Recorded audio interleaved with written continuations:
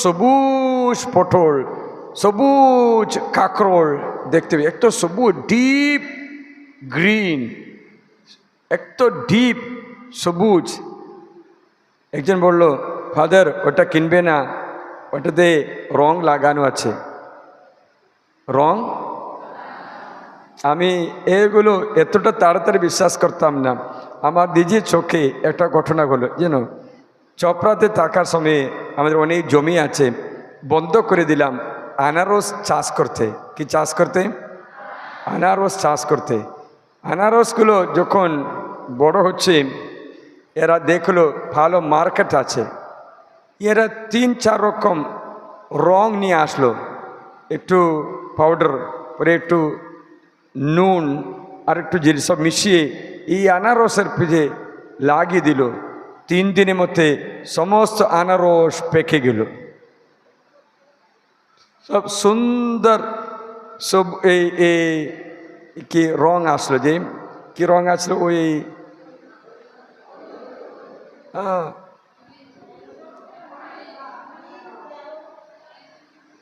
পাকা রং আসলো। যেখানে যেখানে পাউডার পড়লো সেখানে পুরা পেকে গেল। এত সুন্দর চোখে লাগছে, কিন্তু আমি দেখলাম এটাতে কেমিক্যাল দিয়ে পাকাচ্ছে। মানে হচ্ছে প্রবঞ্চনা আজও চলছে, মানুষ প্রপঞ্চিত হচ্ছে। প্রবঞ্চনা, এই পাপ শয়তান আমাদের মধ্যে বেশি চালু করছে। তার জন্য আমরা কি করি জানো, যখন মাথার চুলটা পেকে গেলে রং লাগায়, প্রপঞ্চনা। শুনছো না? শুনছো? অরিজিনাল রং চলে গেলে পেইন্ট মাখায়। কি করছে? প্রবঞ্চনা। আমি গেলবার ফ্লাইটে আসলাম, এয়ার হোস্টেস দিকে লক্ষ্য করলাম, খুব সুন্দরভাবে মেকআপ করলো। কি করলো?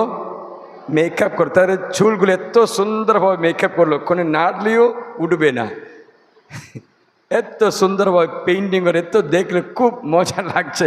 হালেলুয়া। কি হচ্ছে? প্রবঞ্চনা। কি করছে? প্রবঞ্চনা। বুঝতে পারছো কিনা? এই প্রবঞ্চনা আজ অব্দি চলছে, সব দিকে চলছে। এই প্রবঞ্চনা দ্বারা শয়তান মানুষকে নিয়ে নেবে। বসুন, সবাই বসুন, তাড়াতাড়ি বসুন। হালেলুয়া। তোমার 500 টাকা ব্যক্তি বেঁচে আছে নাকি দেখো। Hallelujah, hallelujah, hallelujah, hallelujah. জেগে তাকে বাণী শোনো, ওকে বলো, জেগে তাকে বাণী শোনো। ও দিদি, জেগে তাকে বাণী শোনো। ও রাগ করছে, আমি দিদি নেই বলেছে। তা ঠিক আছে, এই বোন তুমি জেগে তাকে বাণী শোনো। জোরে বলুন না। Hallelujah, hallelujah. প্রবঞ্চনাগুলো চলছে, চলতেই থাকে। চুলগুলো রং করবে, অথবা পড়া চুলগুলো লাগিয়ে রাখবে, অথবা একটু রঙিন রঙিনগুলো আমরা ভালোবাসি। কিসের জন্য? অরিজিনালটা আমরা পছন্দ করি না, আমরা অন্য রংটা দেখাই। মানে হচ্ছে এর দ্বারা তুমি যুবতী করতে পারো, তুমি ইয়ে করতে পারো, কি বলছে, সুন্দর সুন্দর করতে পারো।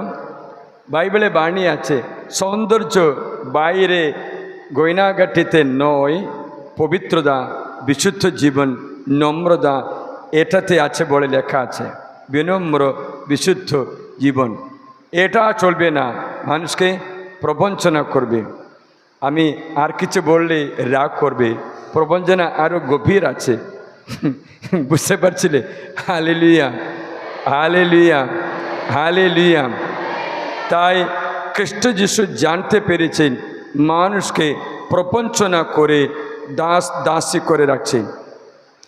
এই প্রবঞ্চনার চিহ্ন হচ্ছে এদেন বাগানে শয়তান আদম হওয়াকে প্রবঞ্চনা করলেন। কি করে জানো? সেখানে ভালো মন্দ জ্ঞান বৃক্ষের ফল খাওয়াচ্ছে। খাওয়ার সময় কী বললো? এটা খেলে তুমি ঈশ্বরের মতো বুদ্ধিমান হবে। হালেলুয়া। জোরে তালি বাজাও, জোরে তালি বাজাও। Hallelujah, hallelujah, hallelujah. হ্যাঁ হ্যাঁ, ঠিক আছে। দেখতে পাচ্ছে পুরা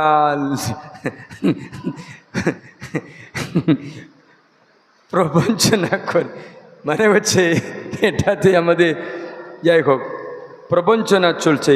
এদেন বাগানে প্রবঞ্চনা করা গাছ ছিল ডুমুর গাছ, ডালিম গাছ, ডুমুর গাছ। বুঝতে পারছো? বুঝতে পারছো? খ্রিস্ট যিশু বুঝতে পেরেছে এই গাছ পাতা মেলে থাকে, ফল দিয়ে থাকে না। তার জন্য খ্রিস্ট যিশু তার রাজ্য থেকে প্রথমে ডুমুর গাছকে শাস্তি দিয়েছে, একেবারে দূর করে দিয়েছে। মার্কস মঙ্গল সমাজের এর সম্বন্ধে লেখা আছে, যিশু ডুমুর গাছকে, মানুষকে প্রবঞ্চনা করা গাছকে যিশু এদেন বাগান থেকে, মানে হচ্ছে আমাদের মধ্য থেকে দূর করে দিয়েছেন। কপট জীবন, কপটতা, কপট জীবন দূর করে দিয়েছেন। কপট জীবন থাকলে স্বর্গরাজ্যে জীবনে কখনো প্রবেশ করতে পারবে না। আমরা অনেকবার কপট জীবন ভালোবাসি, অথবা আমরা কপট জীবনে যাপন করতে বেশি চাইছি। অধ্যায় 11-তে পদসংখ্যা 12 থেকে 14 এবং 20 থেকে 21 পর্যন্ত আছে। সেখানে এই ডুমুর গাছকে যিশু শাস্তি দিয়েছে, বলে আর কখনো তোমার ফল কেউ যেন খেতে না পারে। শেষ। সেই ডুমুর গাছ একেবারে শুকিয়ে গেল। লেখা আছে, সকালে তারা যেতে যেতে দেখলেন সেই ডুমুর গাছ সমূলে শুকিয়ে গেছে, সমূলে শুকিয়ে গেছে। প্রিয়জন, জীবনে প্রবঞ্চনা আমরা করতে থাকি। উদাহরণ বললে, তুমি যখন মোবাইল খুলে দেখছো, হঠাৎ একজন তোমার ঘরে আসলে প্রথমে তুমি মোবাইল বন্ধ করবে, নাহলে মোবাইলটা লুকিয়ে রাখবে। মানে হচ্ছে তুমি যা দেখছো সেটা যেন অন্য কেউ যেন না দেখে। তাহলে তুমি যা দেখছো অন্যকে দেখলে ভালো লাগছে না। প্রবঞ্চনা আমরা করতে থাকি। তার জন্য আমরা চাই না যে আমরা যাই করি অন্য ব্যক্তি যেন জানা যায়। এ তো প্রবঞ্চনা। আজকে এই প্রবঞ্চনা দ্বারা শয়তান বেশি কাজ করে। আমরা চাই না যে আমরা যাই করি সবাই যেন জানতে পারে, কেউ যেন না জানে। তার জন্য প্রবঞ্চনা করে, কপট জীবন। তাই স্বামী স্ত্রী থাকা সত্ত্বেও অন্য কারোর সঙ্গে অবিহিত সম্পর্ক রাখলে ওটা লুকিয়ে রাখতে চাইছে। বুঝতে পারছিলেন? খারাপ হলেও ভালো মানুষের মতো ফান করে, সুন্দর চরিত্রে মানুষের মতো ফান করে, কিন্তু আসলে কপট জীবন। এই কপট জীবনে শয়তান বিনাশ করে, প্রবেশ করে মানুষকে বিনাশ করে। Hallelujah, hallelujah, hallelujah, hallelujah. তুমি চাইবে তোমার জীবন, আমার একটা সিদ্ধান্ত আমার সিদ্ধান্ত ফাদার জর্জ যেন একটা খোলা বই, এক এক পৃষ্ঠা এক এক দিনের জীবন, কেউ যেন এই বইগুলো খুলে এক এক দিনে আমি যা করেছি বলেছি যেন জানতে পারো। যদি তুমি ওই রকম নিষ্কপট করতে পারলে তুমি আশীর্বাদের পাত্র হবে। কিন্তু আমরা চাই না যে আমাদের প্রতিদিনের জীবন অন্য কেউ যেন না জানে, মানে হচ্ছে আমরা যাই করি কপট জীবন যাপন করি। প্রিয় মেয়ে, দেখো তোমার জীবন একটা পুস্তক মতো আছে। এক এক পৃষ্ঠা এক এক দিনে তোমার জীবন, এক এক পৃষ্ঠা এক এক দিনে তোমার জীবন। সেই পৃষ্ঠাতে লেখা আছে তুমি যাই করেছো, যা দেখেছো, যা বলেছো, সব কিছু ওর মধ্যে লেখা আছে। সব কিছু ওর মধ্যে লেখা আছে। শুনছো না শুনছো? আমি ডাকলাম, শুনছো না শুনছো? হালেলুয়া। কি শুনছো? Hallelujah, hallelujah, hallelujah, hallelujah, hallelujah, hallelujah. জয় যিশু। হ্যালো, জয় যিশু, জয় যিশু। তোমার জীবন এই আমরা যদি নিষ্কপট জীবন যাপন করি, তবে তুমি সত্যি কারোর সামনে হাত বাড়াতে দরকার হবে না, কারণ উনি নিজেই তোমাকে আশীর্বাদ দিতে থাকবেন। শুনছো না শুনছো? শুনছো না শুনছো? তাই এই নিষ্কপট জীবন মানে হচ্ছে কপটতা বিনা জীবন। আমরা অনেকবার কপট জীবন ভালোবাসি। তোমার জীবন একটা খোলা পুস্তক। বলো, আমার জীবন, জোরে বলি, আমার জীবন একটা খোলা পুস্তকের মতো। এক এক দিন এক এক পৃষ্ঠার মতো। এক এক দিন আমি যা করেছি, যা বলেছি, যা দেখেছি, যা করিনি, সব কিছু উল্লেখ করা আছে এই পুস্তকে। প্রত্যেকটি পৃষ্ঠা কেউ খুলে পড়তে পারে। বলতে পারো এরকম? Hallelujah, hallelujah. নিষ্কপট জীবন, বাইবেল বলছে তেমন ব্যক্তি কখনো আশীর্বাদ থেকে বঞ্চিত হবে না। ছেলেমেয়েরা যখন নেশা করে লুকিয়ে লুকিয়ে করে না? কত স্কুলে ছেলেরা নেশা খায় জানে? বাবা মা কষ্ট করে পড়াশোনা করে স্কুলে পাঠাচ্ছে, স্কুলে গিয়ে ওই MDMA ও নেশার ড্রাগসগুলো খেয়ে নিচ্ছে। সুই দিয়ে, ইঞ্জেকশন দিয়ে খায় অন্য রকমে। কেন? ওরা করবে লুকিয়ে লুকিয়ে করবে, কেন? কেউ যেন না জানে। কপট জীবন মানে হচ্ছে পড়াশোনা করা ব্যক্তি পড়াশোনা না করে অন্য কাজে যায়, ঘুরতে যায়। Hallelujah, hallelujah. মানে হচ্ছে কপট জীবনে আশীর্বাদ নষ্ট হবে। তুমি যদি আশীর্বাদ পেতে চাও, নিষ্কপট জীবন ভালোবাসো। নিষ্কপট জীবন, বাইবেল বলছে একজনের সম্বন্ধে, বাইবেল বলছে তার নাম হচ্ছে জব। জব ছিলেন নিষ্কপট ও সৎ ন্যায়বান লোক। ঈশ্বরকে ভয় করে, অধর্ম থেকে দূরে থাকে। তার কোনো কিছুরই অভাব ছিল না, কোনো কিছুরই অভাব ছিল না। আমরা ভালোবাসি কপট জীবন, রহস্য জীবন। আমাদের রহস্য জীবন আমরা লুকিয়ে রাখছি। আমার স্ত্রীও, আপনার স্ত্রীও যেন তা না জানে। আমার ছেলেও আপনার ছেলের যেন তা না জানে। আমার বাবা ও আপনার বাবা যেন তা না জানে। এরকম সকলে চাইছে। প্রিয়জন, খ্রিস্টান মানে নিষ্কপট জীবনের ব্যক্তি। নিষ্কপট জীবন, নিষ্কপট জীবন। তাহলে কষ্ট হলেও চিন্তা নেই, আশীর্বাদ সঙ্গে থাকবে, আশীর্বাদ থাকবে। বাইবেলে লেখা আছে জব নিষ্কপট ছিল, নিষ্কপট ছিল।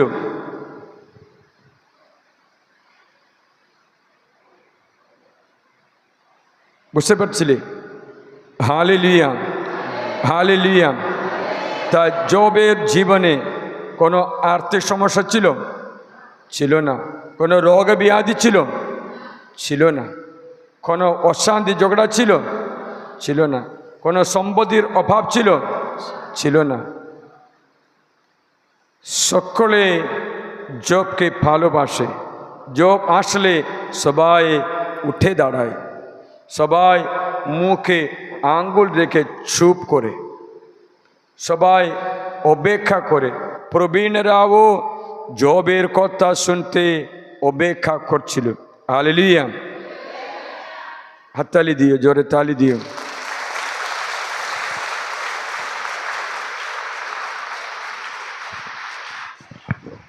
তোমাদের শোনাচ্ছি, একটু উঠে দাঁড়াও।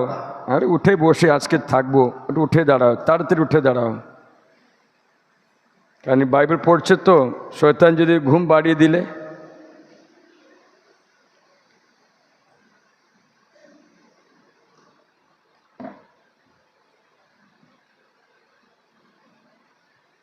এই বাণীগুলো তোমরা স্মরণে রাখলে ভালো আছে। আমি তোমাদের শোনাচ্ছি, জবে গ্রন্থ 29 অধ্যায়, জবে গ্রন্থ 29 অধ্যায় শুনবে। জব এই বিষয়ে তার গভীর কথা বলে চললেন। তিনি বললেন, আহা, যদি আমি সেই মতো আমার হাতে আবার হতে পারতাম, আগেকার মাসগুলিতে যেমন ছিলাম, সেই দিনগুলিতে যখন ঈশ্বর আমাকে রক্ষা করতেন। হ্যাঁ, সেই সময়ে আমার মাথার উপরে তার প্রদীপ জ্বলতে থাকত, তার আলোতে আমি অন্ধকারেও চলতে পারতাম। আমি যদি সেই শস্য কাটার সময়ে আবার দেখতে পেতাম, যখন ঈশ্বরের অন্তরঙ্গ বন্ধুত্ব আবার আমার তাঁবুর উপরে বিরাজ করত। সর্বশক্তিমান তখনও আমার সঙ্গে ছিলেন, আমার সন্তানেরাও আমার চারপাশে ছিল। সে সময়ে আমি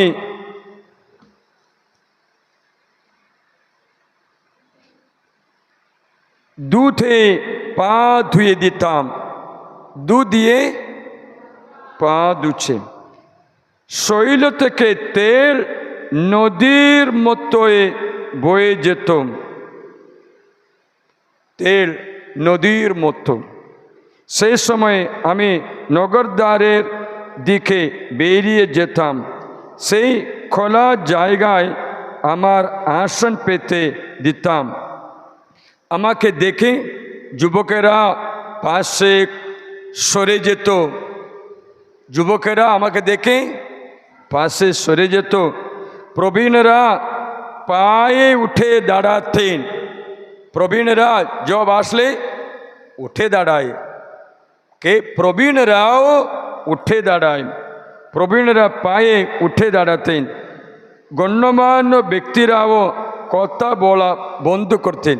জব আসলে গণ্যমান্য ব্যক্তি, রাজা রানী পর্যন্ত মুখ বন্ধ করছে। শুনছো অধিকার শক্তি, বুঝতে পারছো? গণ্যমান্য ব্যক্তিও আমাকে দেখে, গণ্যমান্য ব্যক্তিও আমার কথা বলা বন্ধ করতেন, নিজ নিজ মুখে হাত দিয়ে থাকতেন। সমাজ নেতারা নীরব হয়ে পড়তেন।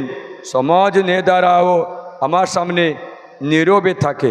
এত সুন্দর দেখে না? তাদের জিহ্বা তালুতে লেগে থাকতো। যারা আমাকে শুনতো তারা আমাকে সুখী বলতো। আমি মুখ খুললে সবাই আনন্দ পাচ্ছে, শান্তি পাচ্ছে। দেখেছে কিনা? আমি তোমাকে জিজ্ঞাসা করি, আজ তুমি মুখ খুললে লোকেরা হাসবে অথবা তোমাকে গালাগালি দেবে?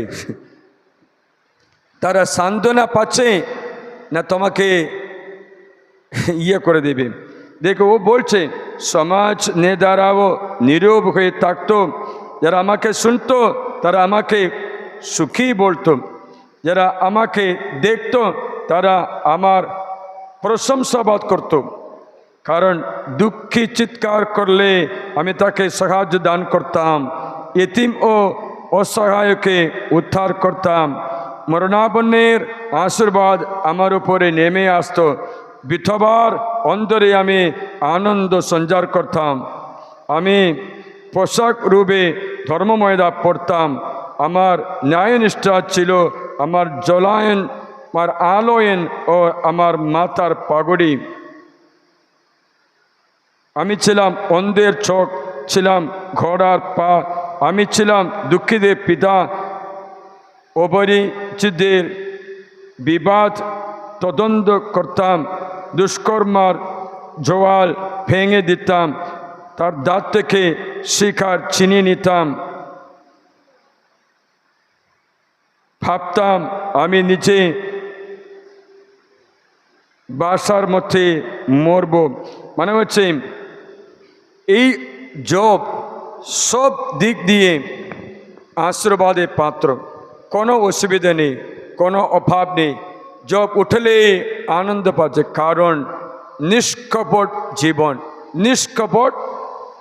নিষ্কপট এখানে বসে যদি একজন বলতে পারো তোমার জীবন নিষ্কপট আছে, এখানে বসে একটা মেয়ে বলতে পারো তোমার জীবন নিষ্কপট আছে?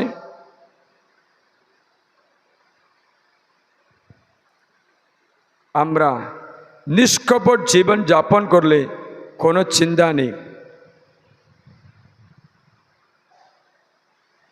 কেউ না কেউ বলে, ফাদার আপনি থাকলে সব ঠিকই আছে, আপনি চলে গেলে ঠিক না। নিষ্কপট জীবন নে, ফাদারকে দেখে ঠিক হচ্ছে, ফাদার না থাকলে ঠিক হচ্ছে না। নিষ্কপট জীবন মানে হচ্ছে বিড়াল থাকলে ইঁদুর আসছে না, বিড়াল না থাকলে ইঁদুর আসছে। তো কীরকম জীবন বলো তো? ঘন্টা বাজলে মাত্র উঠবে, ঘন্টা বাজলে না বাজলে আজকে ফাদার নেই, দেরি করে উঠলে অসুবিধে নেই। কি জীবন? নিষ্কপট ও কপট জীবন, কপট জীবন। গিরিজা আজকে যাব না, ওটা ও ফাদার ভালো না, এটা হলো না। নিষ্কপট জীবন, কপট জীবন কোনটা আছে? কপট জীবন। আমরা কখনো আমাদের অন্তরে সব কিছু বাইরে লোক জানতে চায় না। এই জাগরণীতে আমার বিনীত অনুরোধ, তুমি যেন নিষ্কপট এক ব্যক্তি। তোমার জীবন খোলা বইয়ের মতো, এক এক জীবন এক এক দিন এক এক পৃষ্ঠা। যা করেছে সেই দিনে সেখানে লেখা আছে, কেউ কখনো এই পৃষ্ঠা খুলে দেখতে পাবে। দেখলে তারা তাদের আঙ্গুল নাকে রাখবে না, আরে বাবা এইরকম ছিলেই উনি, আমরা জানতাম না। ফাদার জর্জ এরকম মানুষ ছিলেন, খুব সুন্দর কথা বলছিল, কিন্তু দেখলো রে। শুনছো না শুনছো? শুনছো না শুনছো? নিষ্কপট জীবন। হে পুরোহিত, হে সিস্টার, এ বাবা, এ মা, এ ভাই, এ বোন, তোমার জীবন যেন নিষ্কপট হোক। তবে তুমি কারোর সামনে হাঁটে গাড়তে হবে না। নিষ্কপট জীবন যাপন করলে অনেক কষ্টগুলো আসবে, কারণ শয়তান অনেক টেস্ট করে দেখবে, যেমন জবের জীবনে টেস্ট করেছিল। Hallelujah, hallelujah, hallelujah. অনেক টেস্ট করলো, লাস্টে জব বিজয় হয়ে গেছে। নিষ্কপট ন্যায়বান জীবন, সৎকর্ম করা জীবন, পরমেশ্বরকে ভয় করা জীবন। Hallelujah, hallelujah. তা আমি কি বলতে চাই, দ্বিতীয় শয়তানকে, যে প্রবঞ্চনার শয়তানকে যিশু পরাজিত করেছেন, তার বাগান থেকে, স্বর্গরাজ্য থেকে বাতিল করেছেন। শুনছো? তার জন্য যিশু নিষ্কপট জীবন, যিশুর জীবন কোনো গোপন কিছু নেই, সব কিছু সবার সামনে তুলে ধরলে ভালোই হবে। তার জন্য বাইবেলে একটা বাণী আছে, তোমার মনের চিন্তা, যে তোমার মনের চিন্তা, তোমার চোখের দৃষ্টি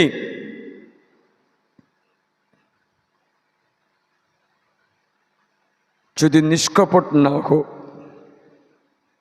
তবে তোমার জীবনে আশীর্বাদ নষ্ট হবে। Hallelujah, hallelujah. হালেলুয়া। আমি এটা টেস্ট পেপার দেব, টেস্ট পেপার পরীক্ষা করছি। বসুন, এই পরীক্ষা দেখে পাস করবে দেখি, পরীক্ষাতে পাস করবে কে দেখি। পরীক্ষা এই যে ফিলিপিও অধ্যায় 4 বচন 8, ফিলিপিও অধ্যায় 4 বচন 8 পেয়েছ?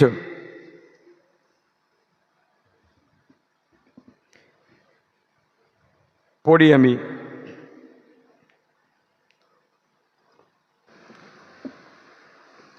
পরপর বলো। শেষ কথা ভাই, শেষ কথা ভাই, জোরে, যা কিছু সত্য, যা কিছু সত্য, বলো সত্য, সত্য, সত্য, সত্য, দ্বিতীয় শ্রদ্ধার যোগ্য, শ্রদ্ধার যোগ্য, তৃতীয় ধর্মসম্মত, ধর্মসম্মত, চতুর্থ পুণ্যময়, পুণ্যময়, পঞ্চম প্রীতিকর, প্রীতিকর, ষষ্ঠ শুভদায়ক, শুভদায়ক, সপ্তম সদ্গুণমণ্ডিত, সদ্গুণমণ্ডিত, অষ্টম প্রশংসনীয়। প্রশংসনীয়। এই 8টা কোয়ালিফিকেশন তোমার চিন্তার মধ্যে আছে কিনা দেখো, তোমার কাজের মধ্যে আছে কিনা দেখো, তবে তুমি নিশ্চিন্তায় থাকো, তুই বিজয়ী হবে। 8টা কোয়ালিফিকেশন। প্রথমটা কি? সত্য, বলো সত্য, শ্রদ্ধার যোগ্য, শ্রদ্ধার যোগ্য, ধর্মসম্মত, ধর্মসম্মত, পুণ্যময়, পুণ্যময়, জোরে বলো প্রীতিকর, প্রীতিকর, শুভদায়ক, শুভদায়ক, সদ্গুণমণ্ডিত, সদ্গুণমণ্ডিত, প্রশংসনীয়। প্রশংসনীয়। এই 8টা বলে শোনাও, এখন তোমরা শোনাও আমাকে। সত্য, শ্রদ্ধার যোগ্য, সত্য, শ্রদ্ধার, শ্রদ্ধার যোগ্য, ধর্মসম্মত, ধর্মসম্মত, পুণ্যময়, পুণ্যময়, প্রীতিকর, প্রীতিকর, শুভদায়ক, শুভদায়ক, সদ্গুণমণ্ডিত সদ্গুণমণ্ডিত ও প্রশংসনীয়। প্রশংসনীয়। এই 8টা কোয়ালিফিকেশন, এই বিশেষ গুণ তোমার জীবনে আছে কিনা দেখো। দেখো, আমাকে দেখো, তোমার মনের মধ্যে একটা চিন্তা আসছে, মনে করো একটা চিন্তা, এই চিন্তা সৎ আছে কিনা ও মিথ্যা আছে কিনা। এই চিন্তা যখন প্রকাশ পায় সকলে শ্রদ্ধা করতে পারবে, অনুকরণীয় আছে কিনা, না তো ছেড়ে দাও। তৃতীয় কি? ধর্মসম্মত। যে চিন্তা তোমার মনের মধ্যে আছে, যখন প্রকাশ করে যে ধর্মসম্মত আছে, people will honour you. Upright, ভালো আছে কিনা। আবার কি আছে? পুণ্যময়, পিওর, পবিত্র আছে কিনা। আর কি আছে? প্রীতিকর। এটা সবাইকে বলতে পারো, আমার চিন্তা মতো চিন্তা করো, বলতে পারো। তবে প্রীতিকর, আবার শুভদায়ক, আবার সদ্গুণমণ্ডিত, আবার প্রশংসনীয়। এই 8টা কোয়ালিফিকেশন তোমার কাজের মধ্যে আছে কিনা দেখো। 8 কোয়ালিফিকেশন, তবে তোমার জীবনে কোনো চিন্তা করতে হবে না, ঈশ্বর আশীর্বাদ দিয়ে থাকবে। তা যীশু খ্রিস্ট পরাজিত করেছেন শয়তানকে। এই কপট জীবন, প্রবঞ্চনার জীবন, প্রবঞ্চনা করে। আসল স্বভাবটা কখন বসে পারে? বিয়ের আগে বা বিয়ের পরে। আসল স্বভাবটা কখন বোঝা যায়? বিয়ের আগে বা বিয়ের পরে? বিয়ের পরে। তাহলে বিয়ে পর্যন্ত কীরকম স্বভাব ছিল? কপট। কীরকম? কপট জীবন। বুঝতে পারছো? শুনছো না? শুনছো? এই জিনিস কিনেছে, জিনিসের স্বভাব কেনার পরে বুঝে বা কেনার আগে বুঝে? কেনার পর। এটা ডুপ্লিকেট ছিল, অরিজিনাল ছিল বলে ডুপ্লিকেট দিল।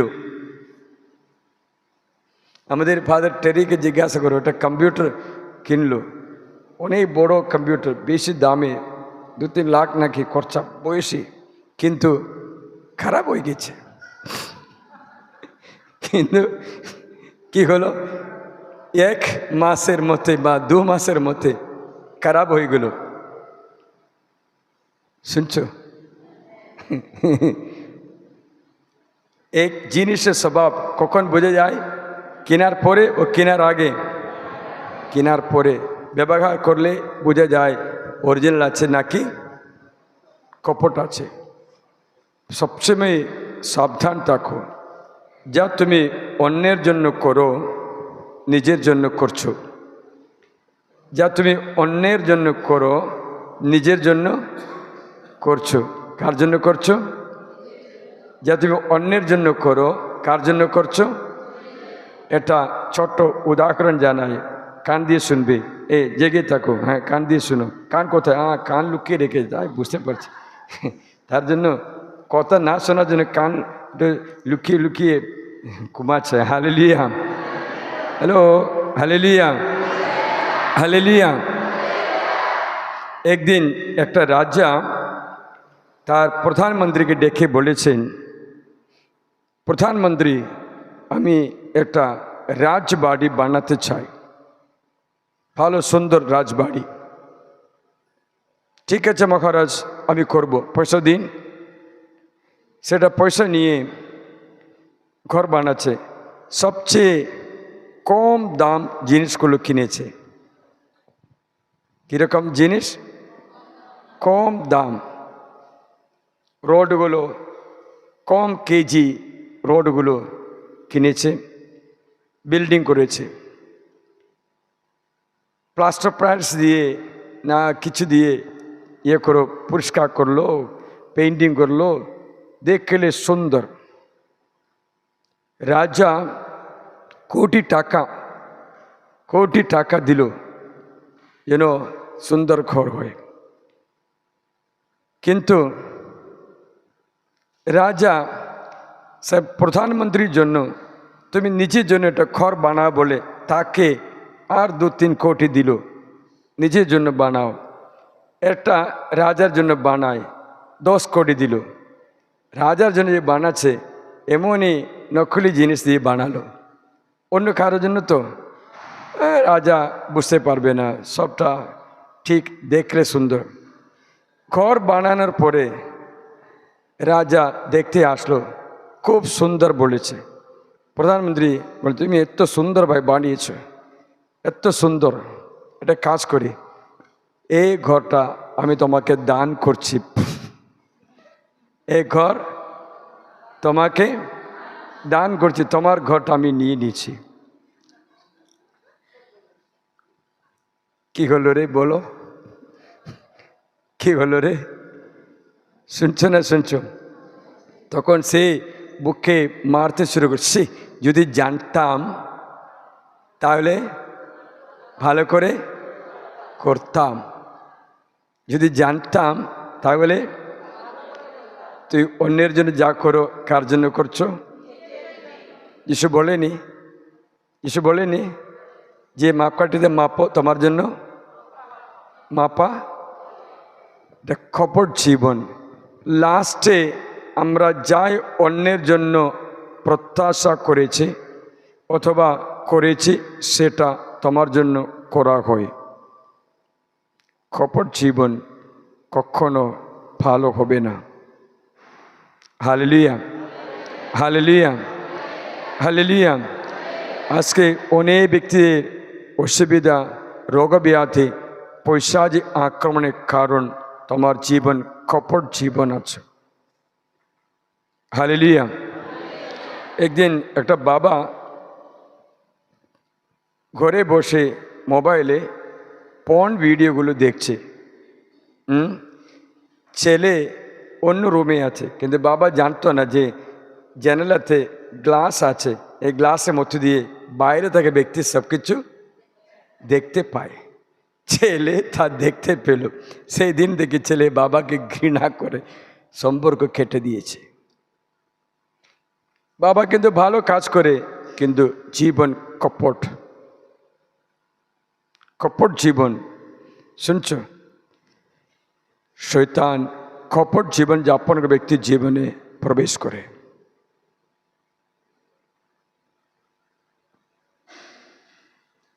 Hallelujah, hallelujah, hallelujah, hallelujah, hallelujah, hallelujah, hallelujah. তাই খ্রিস্ট যিশু কপট জীবনকে বাতিল করে স্বর্গের রাজ্যে কপট জীবন নেই। আমরা ভিতরে খারাপ ভাবনা রেখে বাইরে হাসি মুখ দেখায়, দেখায় না? দেখায়। উঠে দাঁড়াও তাড়াতাড়ি, সবাইকে উঠাও, যেটা ঘুমিয়েছে তাকে উঠাও, সবাই যেন উঠে দাঁড়ায়। দেখো পিছনে কে ঘুমিয়ে আছে কিনা। Hallelujah, hallelujah, hallelujah. তা খ্রিস্ট যিশু আমাদের জীবনের জন্য শয়তানকে পরাজিত করেছেন, কপটতা দূর করে দিয়েছেন। যিশু বলেছেন, কেন আমাকে প্রশ্ন করছো? যারা আমার কথা শুনেছে তাদের জিজ্ঞাসা করো আমি কি বলেছি।